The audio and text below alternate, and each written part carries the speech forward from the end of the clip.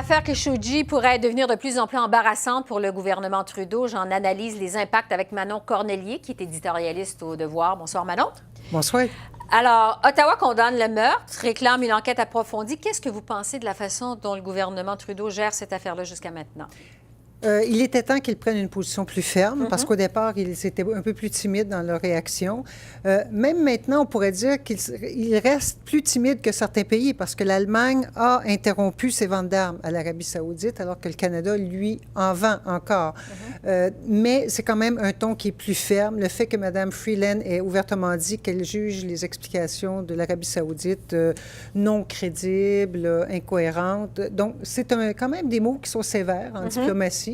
Mais là-dessus, on se rallie finalement aux alliés du Canada. On voit que le ton est donné à l'échelle internationale face à l'Arabie saoudite. On sent que le gouvernement regarde ce qui se passe autour, puis il va finalement peut-être prendre une décision à la lumière de ce que d'autres pays font. Le NPD, on l'a vu, demande au gouvernement de mettre fin au fameux contrat de 15 milliards de dollars sur 15 ans qui a été signé en 2014 par les conservateurs, contrat de vente d'armes à l'Arabie saoudite. Qu'est-ce que devrait faire le gouvernement avec ça? Parce que quand même, c'est assez délicat.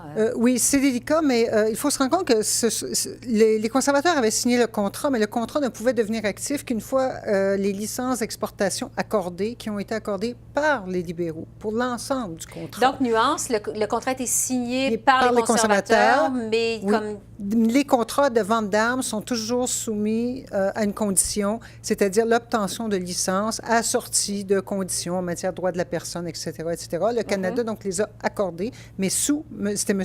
Stéphane Dion qui était ministre des Affaires étrangères. Et ça, c'est le gouvernement Trudeau. C'est le gouvernement Trudeau. Et déjà, à l'époque, les gens protestaient, disaient qu'on ne devrait pas donner le feu vert au contrat en question.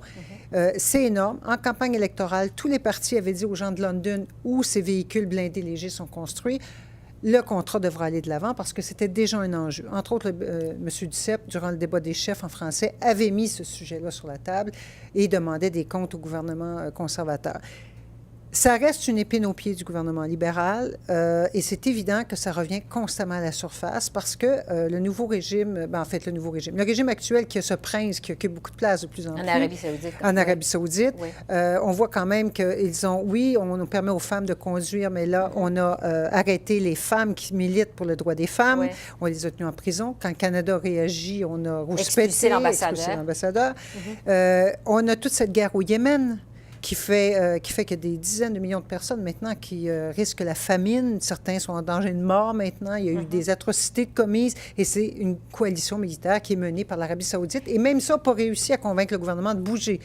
Et là, c'est l'opprobre international, finalement, qui oblige. Mais je ne suis pas sûre, moi, qu'il va aller jusqu'à annuler ce contrat-là. Mais à mon avis, on devrait le reconsidérer. Bon, parce qu'en attendant, l'image que ça laisse, c'est que le gouvernement Trudeau, en fait, je vous pose la question, est-ce que l'image que ça laisse, c'est que le gouvernement Trudeau fait des affaires ou vend des armes à un pays, un régime qui tue des journalistes, qui bafoue les droits de la personne? Oui.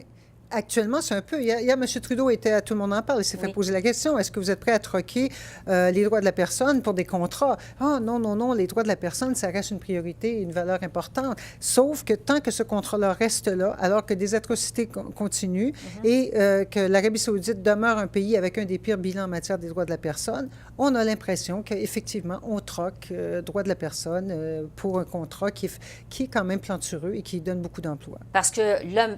Au moment où on se parle, on est à moins d'un an de l'élection au pays. Jusqu'à quel point ça pourrait devenir dommageable pour le gouvernement de Justin Trudeau? Je pense que si la situation en Arabie saoudite ne s'améliore pas, que d'autres cas émergent, je pense que ça va leur nuire. Ça ternit cette idée, ça nuit à leur crédibilité, en fait, en ce qui a trait justement à la défense des droits de la personne sur la scène internationale. Parce que comme pays, il faut se demander, est-ce que c'est normal qu'on vende des armes à un pays autoritaire comme celui-là? On a beau nous dire, oui, mais d'autres leur vendraient. Oui, mais ça, c'est une excuse un peu facile pour expliquer qu'on persiste à leur vendre des armes. Donc, il faudra voir ce que le gouvernement va faire avec ça, mais on a vraiment l'impression que à ce stade-ci, ils marchent sur des œufs. Ils marchent sur des œufs. Ils disent qu'ils ont eu une réunion de fonctionnaires et de ministres, un comité qui est tout nouveau, créé cet été, pour justement évaluer la relation avec l'Arabie saoudite. Mais évidemment, comme vous le dites, ils marchent sur des œufs. Manon Cornelier, merci beaucoup. C'est un plaisir. Au revoir. Au revoir.